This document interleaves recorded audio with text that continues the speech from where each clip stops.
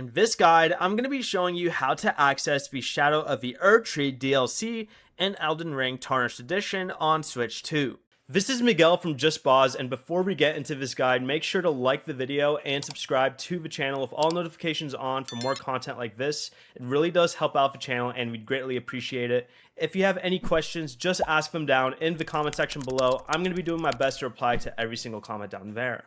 The DLC is already included with Tarnished Edition, but you can't enter it immediately. First, you need to defeat Star Scourge Radahn and Mohg, Lord of Blood. After defeating both bosses, travel to the Cocoon of the Empyrean Site of Grace in Mohgwyn Palace. Walk up to Michaela's withered arm hanging from the cocoon and interact with it.